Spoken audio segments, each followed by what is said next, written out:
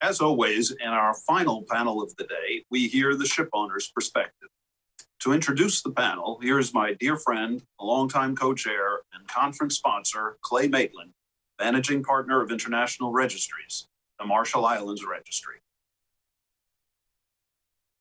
Thank you very much, John, and thank you everybody else for what has been a delightful day so far and a very interesting one. I'm here to just introduce the Shipowners Perspective panel, which has some very distinguished participants, three speakers and a very distinguished moderator.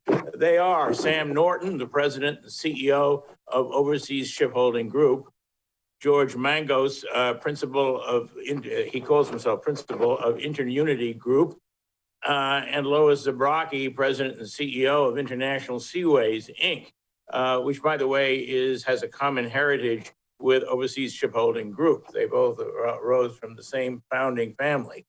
The moderator is Jeanne Grasso, Esquire, a partner in Blank Rome LLP, who is one of the best-known environmental defense lawyers in the Maritime Bar.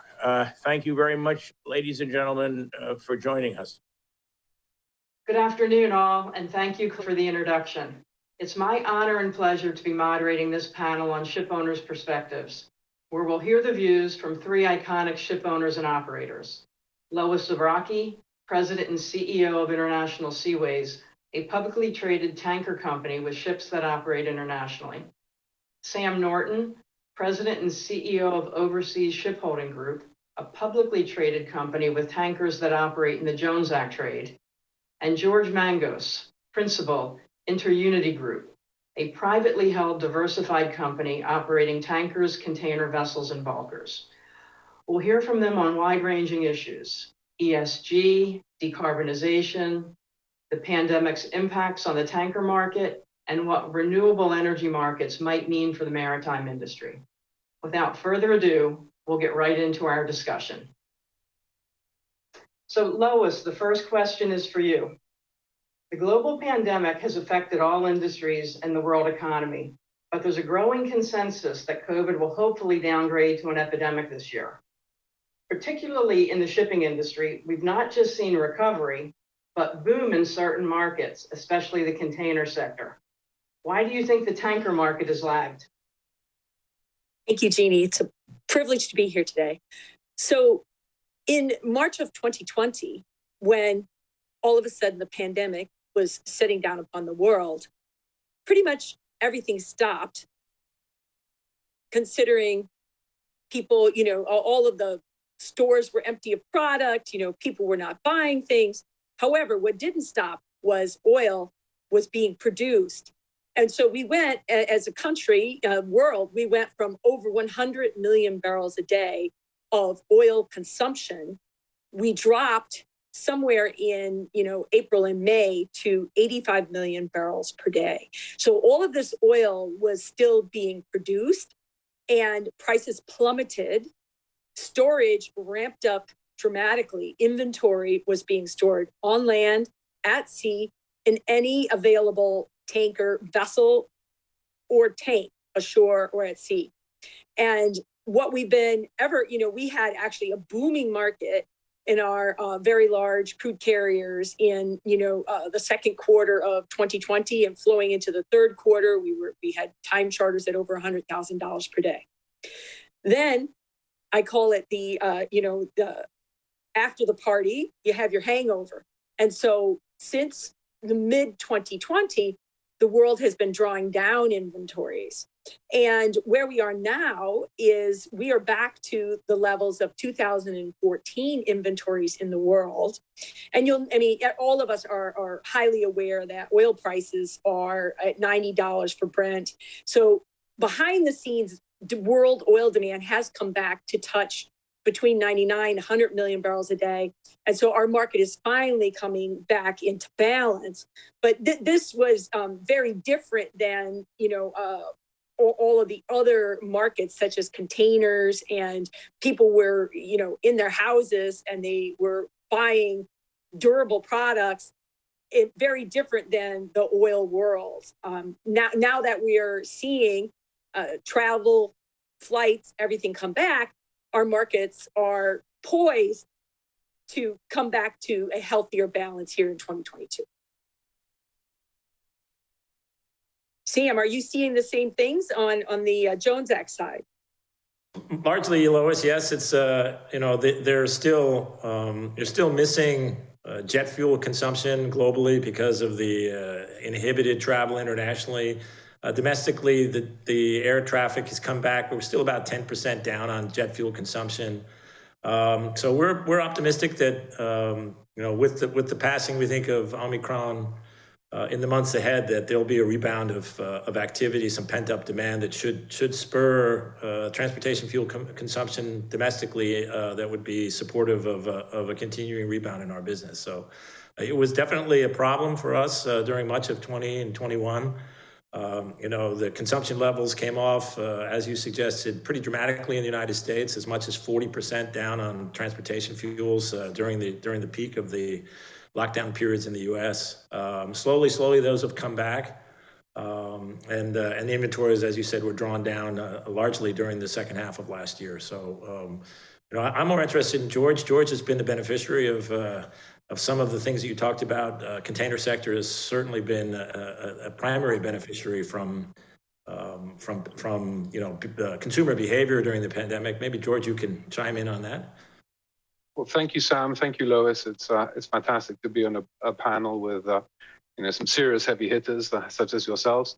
I think the only thing I would add perhaps is that the tankers haven't perhaps benefited from the same COVID friction that has really helped container vessels in particular and dry. So, while I think you very rightly both pointed out that there was a significant drop off in demand for particularly for dirty product, it's also important to remember that a tanker of almost any size, of course, as you know very, very well, but the audience may not, can discharge in 24 hours. And so a queue of tankers will be very quickly processed, whereas a queue of container vessels will not. And they've been a major beneficiary of that COVID friction, which will probably persist at least for a while longer. That's a really good point. Sorry. I was just going to make the point that I think particularly and I think in some ways this is the biggest story affecting our industry, or in fact the wider global economy, is the fact that China's zero COVID policy also coincides with a very, very weak, it transpires with hindsight, a very weak vaccination program.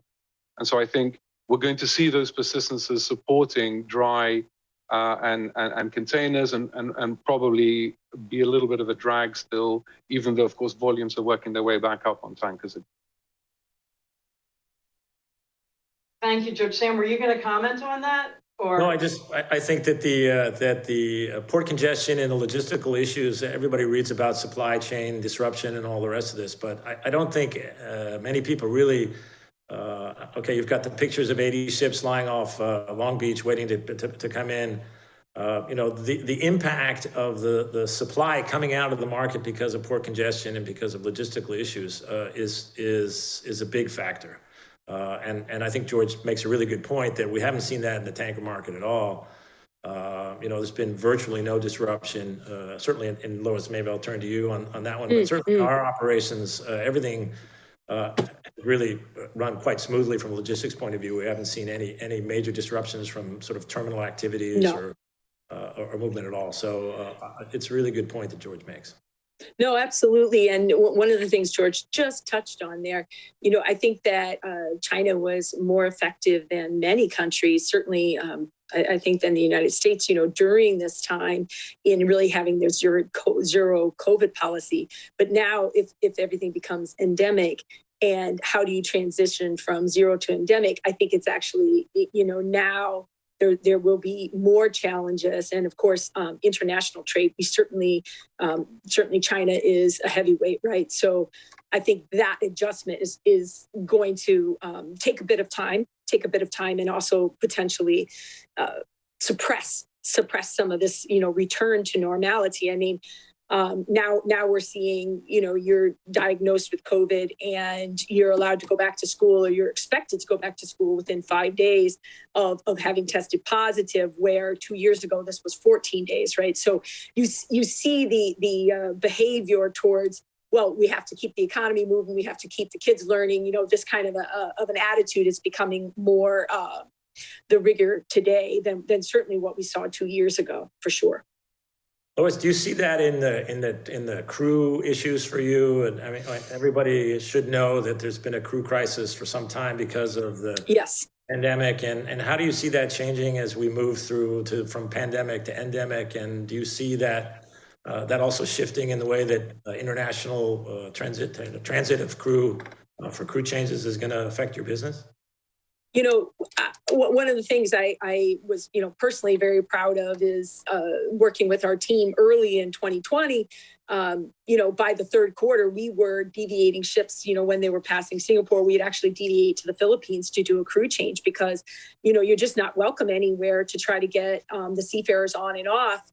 And we took those windows of opportunity because it didn't get any easier. It only got worse, more challenging. You can't transit here. You can't go there. So, we've, we're above 80% on our vaccination rates. We were touching 85%, but it is now that things are more endemic. We actually we really had no infection on board the vessels. Now we seem to get more infections, and then that can cause logistical challenges. But I think that is part of that, it becoming more endemic. And then people are having to learn to work with that. And then, within 5-6 days, people are testing negative and on we go on our way. So we're not through it yet. But I mean, the seafarers, as we all know, so resilient and really have just borne the burden of this difficulty during COVID, for sure. George, what are you seeing in that regard?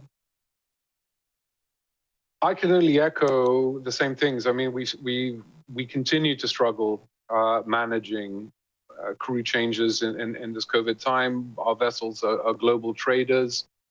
We have to be very, very careful. How we execute these things. We're seeing perhaps to a degree less patience from authorities, especially in the Western world, in terms of sort of really cracking down on crews who have extended contracts and so on, and rightly so in many ways. But I do think that at the same time, enforcement is a very important aspect, but it's also critical to understand that it really, really is very, very difficult to manage these processes from and even at the very basic level, sort of the humanitarian level. Sam said it's a crisis. It's been a crisis. It continues to be a crisis, and it's a constituency that tends to be very silent in terms of crewing within certain countries. So though in reach outs that one has to governmental and intergovernment and sort of super governmental bodies, you hear all the right noises. Yes, we're here to support you. Yes, but practically speaking, when it comes down to do crew changes, we're not feeling that level of support. That even setting the human element aside, you're not feeling the level of support that is necessary for something as important to the global economy as shipping. So even it's a critical element, and really ought to be deserving of much greater support than it has been received. I think that's so true, George. And I don't know whether most people appreciate the level of isolation that crew members have been subjected to. The mental strain of, most people have internet and, they can shop on Amazon or do this. But when you're at sea, you don't have any of that. You live in a congregate living environment. You're totally dependent upon your seafarers around you to be disciplined. For our ships, for instance, people have to mask on board. That was our policy for some time. That interferes with your working habits. Sitting and dining, isolating and dining.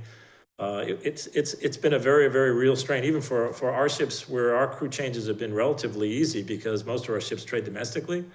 The impact on the crew's mental health has been severe, and I'd imagine internationally that's even more so. Yeah, I would also add the dimension that wearing, let's say, the tanker operator's hat, but all of shipping, but tankers, I would say, in particular, which have a very, very high level of standard of expectation. It's a challenging job. It's extremely challenging with the level of scrutiny it receives, and rightly so, the scrutiny that it receives. And yet, in all of this thing, the human factor that links it all together, that makes this happen, is being put under increasing strain. And I think, we feel this as senior executives of large companies.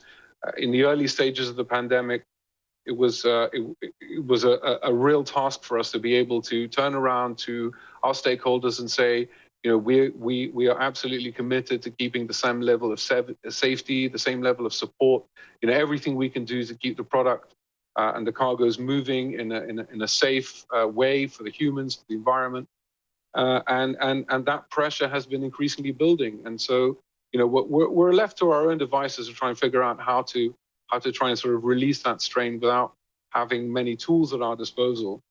And so I think if anything, there should be a real or a continued rallying cry across the industry of, people have to pay attention to this at the governmental level. It's very, very serious. Unfortunately, it tends to be reactive. We have to wait until something goes wrong. And of course, I speak for all of us. I think we're doing our damnedest to make sure that it doesn't happen. But eventually, it'll be a function of statistics. So I'm going to steal Jeannie's thunder here a little bit, and because the crew issue is a social issue in this sort of ESG underneath the ESG umbrella. And to me, that your comments just triggered, the environmental side of it is in many ways the same. There's a lot of expectation that the ship owners bear a lot of the responsibility for seeking out ways to reduce carbon impact of their industry. And yet it's a community issue. And I'm just curious, Lois and George, the things that you're seeing that are affecting your businesses. We see some things here domestically, but I think internationally, with the Poseidon Principles, with some of the other issues that are going on, certainly Europe is much further ahead in trying to impose behavioral pattern changes on its community. Maybe we can pivot to the E of ESG in this particular conversation, and you guys can chime in on that. Thank you. And Sam, you're not stealing my thunder. ESG is becoming such an important issue in the shipping industry, especially on decarbonization. What steps are you taking as public and private companies to meet some of these demands? George, you go ahead. You want to take that one first? Well, it's a softball to me, because in the sense that being a private company, we're not exposed, let's say, to the same level of having to communicate, certain aspects which may not even be there yet. But I think if we sort of zoom out and you look at ESG and we look at environmental policies and we look at, this at the broader theme, in the long run, there will be an adjustment between the cost basis and the revenue basis, and then we will all have absorbed, let's say, this new environmental legislation, and we will all be adapted to working in this new environment, as has been done in previous, let's say, generational changes of environmental legislation. The thing is, though, that in the short term and the medium term, we're called to work very hard to adapt, and yet there is a tremendous amount of uncertainty. And not just in kind of like the broader themes, like what are the future fuel sources going to be? Very practical issues, like how is the legislation going to apply in certain circumstances? And again, here I'll put the tanker hat on. I think an easy example is that product and chemical tankers, for example, are punished from an environmental perspective. That is for trading mostly front haul, for trading laden legs, yes, rather than dry bulk and containers where we have front haul, back haul. And this makes no sense, because front haul is to optimize the vessel's use. It means the vessel is being used for carrying cargo most of the time. That is certainly more efficient than carrying cargo at best half of the time, and yet that is punished. So that's just, I'm taking for shortness, we could go on and on and on this topic, but I think that's just one highlight of the practical issues of, like, okay, what are we actually called to do here? What are the changes that we need to implement? And so I think from my perspective, the most important thing is that whatever the changes that are going to come, they have to be telegraphed as quickly and as firmly as possible. Because once we understand what lies ahead, then we can all put our thinking caps on and we can figure out a way, how to surmount them. And I think in this case, particularly around the environment, it should be a more cooperative subject than perhaps certain others where we shouldn't be competing on safety. We shouldn't be competing on environment. These are two topics that benefit all of us. And yet we're called, unfortunately, to have to take, let's say, a competitive approach to these things. If for no other reason, we're having to take gambles on what the future will hold and have to back certain things, which may prove to be false. And I know that Sam's company, for example, they've had a lot of experience around ballast water systems and tremendous amounts of money that they've invested in that. And perhaps you want to shed some light on that as well from your perspective, Sam. Thanks, George. It's I think that the ballast water, the imposition of ballast water systems is a good example of how things shouldn't be done if we want to see real progress in the climate issue. If you look back at the history of the evolution, there was an edict that thou shalt install ballast water treatment systems. That there was a deadline. The deadline slipped. The deadline slipped again. The deadline slipped yet again. The problem was that technology didn't exist a proven technology didn't exist, a common technology that could be commoditized. And here we are, in my company, we still have a number of ships that still don't have ballast water treatment systems installed. And it's whatever, I think the original deadline was 2018 and the original deadline before that was 2014.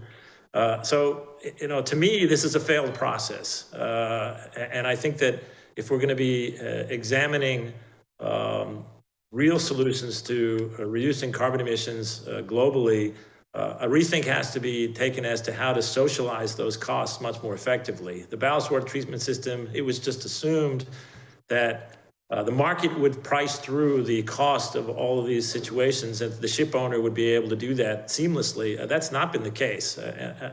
For us, we've invested close to $80 million in ballast water treatment systems. We get no return on that investment. And for me to go to our board and go to our shareholders and suggest that we're going to do that kind or even greater amounts of investment to reduce carbon emissions without any possible prospect for a return on that investment, that's going to meet real resistance. And I think the global community needs to understand that two things, in my view, need to happen. We have to figure out a way to fairly monetize carbon reductions so that if we as a company can demonstrate that we cut our carbon emissions by 20%, that carbon has a value, and that we can monetize that value, or at least we can work through our contracts to allow the monetization of that to be fairly allocated between us and our charterers and the end users. And the second thing that needs to happen is there needs to be, as you say, George, cooperative investment, right? We need to see time charters and I know, Lois, you can talk on this, you've done this successfully, where you have like-minded counterparties that understand that everybody needs to chip into this process if it's going to be successful. I think we need to see much more of that. Otherwise, progress will be slow, and I think the globe will suffer because of that. No, definitely, Sam. I mean, what you're touching on there, at International Seaways, we're building 3 dual fuel VLCCs. So if we back all the way up, it's, what we do and then how are we doing it, right? So, being a tanker company, there's a lot of emphasis on the ongoing propulsion system. And then there's a very forward look on, well, what will you be moving eventually, right? These dual fuel LNG vessels that we're building will be 40% more efficient than a vessel that's 10 years old. So this is a huge step change. And really, over the last year or two, LNG is kind of claiming a space there where if you look at the curve going forward, LNG defends its market share China went up 20% on their imports last year. So, but it's just a slice, right? It's just one little piece. And I think in order for, to your point, in order for the business, the industry, the world to decarbonize, we're going to have to become less commoditized, and we're going to have to work together. And there's going to be just a multitude of solutions where, perhaps, an MR tanker won't just be tramping wherever in the world, but there can be a more set route that where specifics can apply. And when you back it all the way up and you look at it, I think part of what happened this winter, just from my observations, and you look at it, the Poseidon Principles is in finance. We did an early sustainability linked financing. Now it's coming into insurance, and it's creeping into the SEC. So, the challenge here is that when you're a publicly traded company and you're hitting all these transparency marks, and then companies start to go private. And so, to your point, the way for the world to decarbonize is, to keep everything transparent and to try to drive it as opposed to drive it underground. And, one of the things, you looked at energy prices go parabolic in Europe this winter. At the same time, in the world, you have 3 billion of the 8 billion people in this planet that are energy insecure. So all of these challenges we have to take on board. And, I liken it to everybody's up on the high board and they want to dive into the pool, but there's no water in there because we don't have enough sustainable, we don't have enough solar and we don't have enough wind. I mean, 75% of the solar panels are made in China from coal powered, right? So we have to accept that some of the, there's a transition, and it's not just you go to sleep one night and you wake up the next day and everything is decarbonized. We have to get there together. And I think that's a little bit about what you're talking about. Regulations, things have to be systematic. And, the world needs to understand that energy costs is going to go up. So who or how should this change be driven by? IMO, by local governments, or by the industry? I mean, my ideal is IMO because, what you see happening is the EU is out ahead with their own regulations. China's got some carbon pricing they're developing. And then we just end up as international providers or even domestic providers on Sam's side on an uneven playing field. And, I think it's less than ideal. But, George, who do you think should be driving it? The issue with the IMO driving it is I think speaks to a wider point around shipping, which is who exactly is speaking for shipping? Is it the vessels? Is it the vessel owners? Is it the countries that build the ships? Is it the charterers? Is it everyone trying to sort of combine together? Do they do so in an altruistic way, so to speak, as in looking beyond their immediate interests?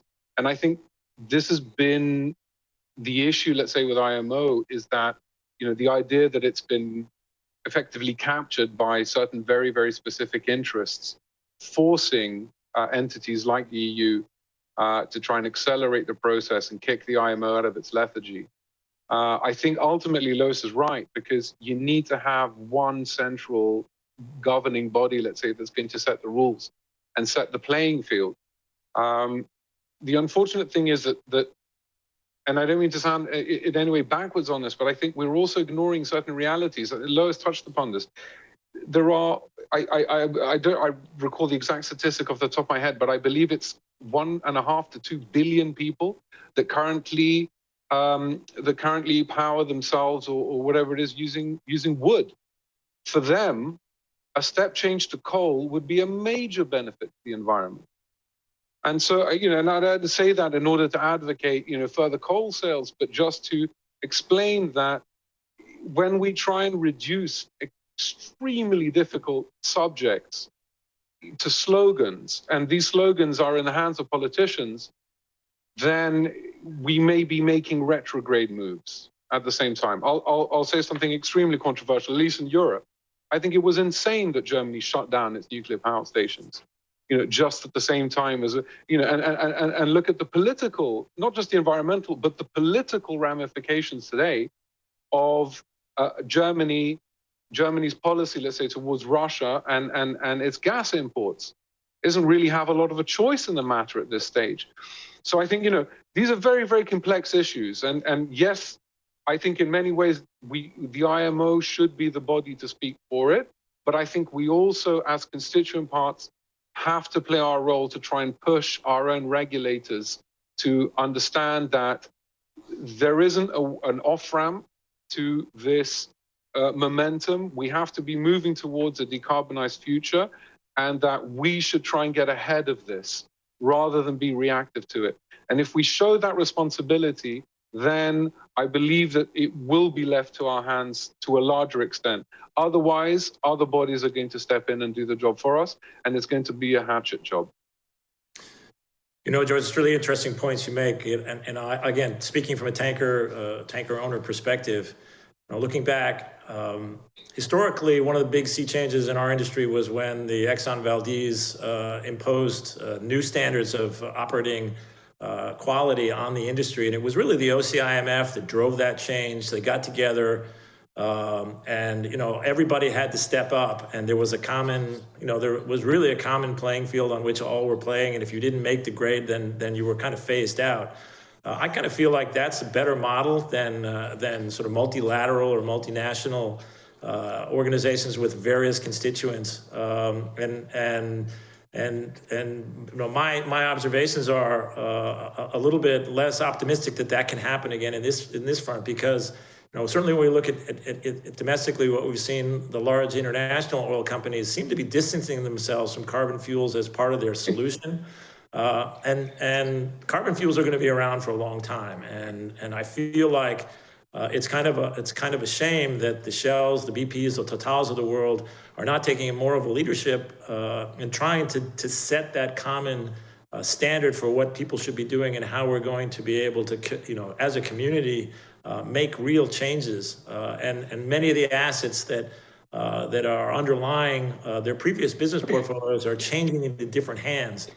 So we've seen in the United States, Shell has basically abandoned the refinery business in the United States. BP has gotten out of a lot of their crude oil producing assets in the United States. It's a trend that I find a little bit disturbing, because that second level of operators, both upstream and downstream, maybe don't have the same level of influence that the traditional OCIMF members have in trying to set those standards. So that's something that we're certainly watching. We're learning. Do you see that internationally as well, Lois? Well, I would say yes, to the extent that, again, when you're publicly traded and, you get the activists are trying to drive a certain outcome, but I believe the activists are trying to drive decarbonization, just higher transparency, and some of the inadvertent outcomes are the privatization of some of these businesses into hands that are not as driven by the decarbonization agenda. But what I think is interesting, in a private company, George, you're out there from a purely commercial perspective, and you're looking at decarbonization projects, and this is something that we're trying to do at International Seaways. We did it with Shell, but again, that's a toehold into more projects that we would love to develop. There will be opportunity in this chaos, to be the driver of delivering energy for tomorrow. I mean, and, George, you're looking at projects, and that's driven purely by commercial incentive as much as anything else. Yeah. Yes, that's correct. I mean, we are, similarly looking at our overall fleet profile and seeing, where the reductions can come. I think, by the way, just to sort of tip the hat towards initiatives that may be, maybe positive, let's say, for tanker owners, for example, voyage optimization software. That's an easy win. You can save fuel and save money. The deeper elements, however, do we build methanol powered ships, or are we going for hydrogen, or are we going for battery, or if we go for all of these things? We're going to enter this protracted sort of VHS Betamax war. none of us know at the end of it. And not because we particularly care that much for a particular system, other than we want to be investing That's right. our stakeholders' money in something that is going to be the right path. We don't want to, to quote the Prime Minister of Britain, spaff money up the wall. Pardon that expression, but so we have to. So in this, I think we're encouraged to the extent that we can, or we appear that we can access certain government grants. There are banks that are willing to finance ESG projects or ESG-friendly projects with more favorable terms. We have investors that are willing to accept, let's say, a lower level of return. So there is a virtuous circle, let's say, that's developing. I should point out to you, though, that we're not, we haven't been able to get any of these projects off the ground yet. And without the significant contribution of direct government grants, these projects, at least the ones that we're looking at, would not be viable. Well, thank you, George, and thank you all. I think it's time for us to unfortunately conclude this discussion, which I think I'd love to see for another hour. But with that, I think we have to turn to questions. Well, thank you all. Thank you again, panel. And now we have a bit of time for a few questions. I'll start with the first. With virtually all other sectors of the shipping industry experiencing port congestion, a factor that artificially tightens supply of vessels and contributes to rising freight rates, why are we not seeing congestion and supply chain issues in the tanker industry? Lois, do you want to take that one first? Sure, I'll jump in there, Jeanne. So, the bits of congestion we've seen on tankers, some congestion at the Panama Canal, some up in, the Black Sea, but overall on the tanker side, the loads and discharge have gone very quickly and very smoothly, and you have just not had that backup of product that you had in all your logistics sectors. So on the tanker side, we are moving back up in demand behind the scenes, and I think that you've also seen a lot of companies really the draw on crude. We need to see more of Western Basin crude moving to the east, and we really haven't seen a big preponderance of that at the moment. And I think we need to see that to get to a healthier market in the tankers. Thank you, Sam. Thanks, Jeanne. Look, I think George touched on it during the presentation, and he referred to it as COVID friction. The downstream elements in the ports that are needed to be able to move containers, for instance, out of the ports, truck drivers, longshoremen, stevedores that maybe they're working short shifts because their members are sick or calling in sick. All these things have had an impact in the tanker industry. Really, we don't have any of those elements. You don't have trucks coming into the gate to take cargo away. Generally, cargo moves by sea or moves by pipeline. There's very little stevedoring activity. So all that COVID friction just doesn't exist in the tanker market. And, to the inverse, probably, there's a story in Clarkson's the other day that ton-mile demand internationally is down 5-6%. A lot of that, as Lois said, is cargoes moving to Asia. Just dried up. The Chinese built up stocks during the early days of COVID when oil could be purchased for very cheap, and they were drawing down on those stocks, and that had an impact on the tanker demand, certainly during last year. Hopefully some of that turns around and we start to see healthier markets as we move into this year. Certainly that's the view of many of the analysts that follow the market. George, do you have any further thoughts on that?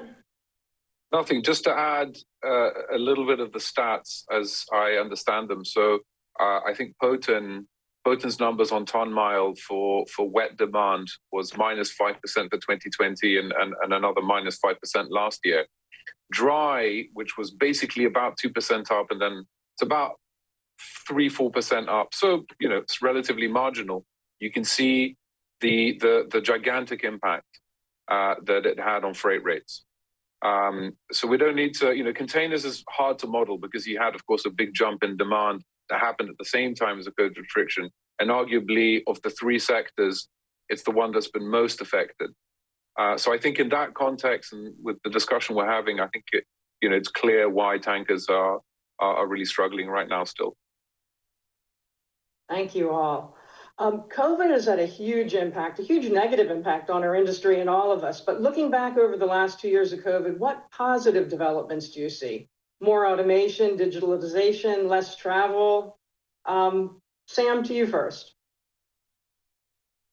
Thanks, Jeannie. I think this conference forum is an example of the type of new tools that we've come to learn how to use. It certainly made communication different, but I think it has made communication in many cases with a lot less friction. You can speak to people. We can set up conferences with multiple people through Teams, through Zooms, through other means that people have come to use and not only come to use, but come to be comfortable in using as an alternative to face-to-face meetings, and travel around the world. I think that's, in my view, that's one of the significant things that has evolved. The other thing that's happened, at least in my company, I think we've come to understand that we can operate remotely. There's a very topical point in the press. What does the office of the future look like? What are the demands on particularly in the shipping industry where we're a 24-hour-a-day industry? What are the demands on the staff? And how do you balance those demands between lifestyle choices and work? And when you know that you have to basically be on call 24 hours a day for many of the people that work for us? I think we're learning a lot about the spectrum of possibility and how to organize that. And that's pretty positive in my view. How about you, George? I'd say, I'd certainly echo that we are a lot more, perhaps more resilient than we thought we might have been. If we'd sort of been asked this question prior to COVID, okay, how do you think your company is going to be able to cope? I think perhaps we'd have been a lot more nervous than what actually transpired, let's say, in the end. I think at the personal level, I've benefited a great deal from spending more time with my children. And so I don't regret that aspect, let's say, of reduced travel.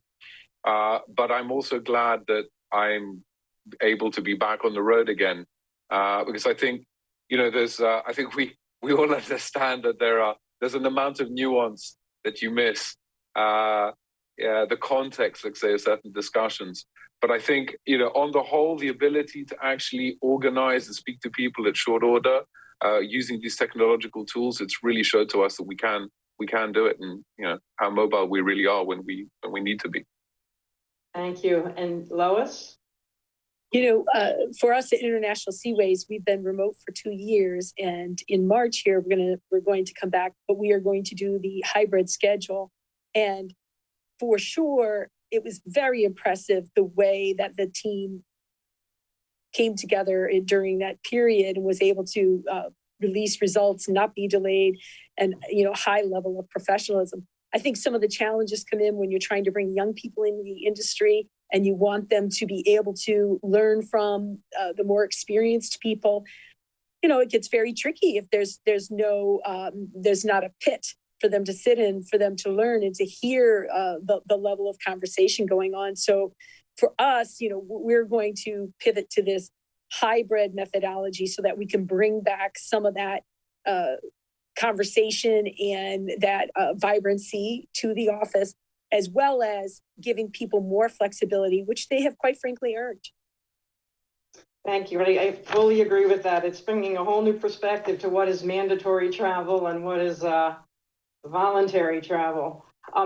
Anyway, we have time for one more question here. And, everyone's been so focused on the crew crisis, which seems to have been improving, maybe getting a little more challenging.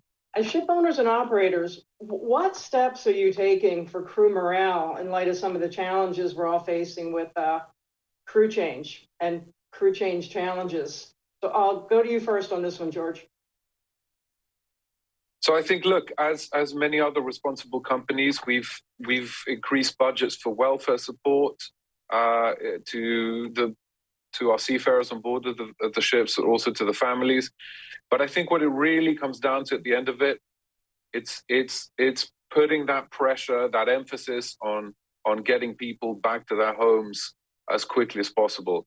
I think ultimately that is that is the thing that they most appreciate, to really see that the company is working very, very hard to support them in this way. Sam and Lois, any closing remarks here? I would say the United States was, pivotal early in the crisis with the vaccinations and making them available. A lot of the seafarer charities really stepped up and facilitated organizing and making sure shots were available for our seafarers when they hit the U.S. ports. So, really a shout out for that. And, that vaccination rate, trying to get the time at sea down from a prolonged period, and getting the guys that are shoreside out to sea because they have to make a living. So, I think that, just as George said, continued pressure, regulation, and, really the whole company coming together to try to support the seafarers it affects the outcome. Thanks. And Sam, over to you for our last words here. So yeah, I agree with most of that. We've been fortunate because we trade mostly domestically. We don't have the same kind of friction in getting crew changed. But I think the overarching theme is try to find ways to reduce a sense of isolation. Because even, for our guys, they're trading on the ship, they can't go ashore, they can't, they have to be sequestered for much of the past couple of years on board the ship. That confinement, that sense of isolation has been something that we've certainly tried to respond to. Those solutions are not easy, but working on it. Providing internet on board the vessel or Wi-Fi on board the vessel is a long-term objective. As the technology improves, as bandwidth expands, all of these things become more in reach. For instance, our company, because we were trading coastal and in port, often setting up the technology to allow for more broadband access while people are in their cabins. That's something that is definitely coming, and I think would be helpful in helping to deal with that issue of isolation. So something to watch. Well, thank you. Thank you, Lois, George, Sam, for a great, engaging panel with a lot of insights. And now let's go over to Marina Hatrapateras for our closing remarks. Over to you, Marina.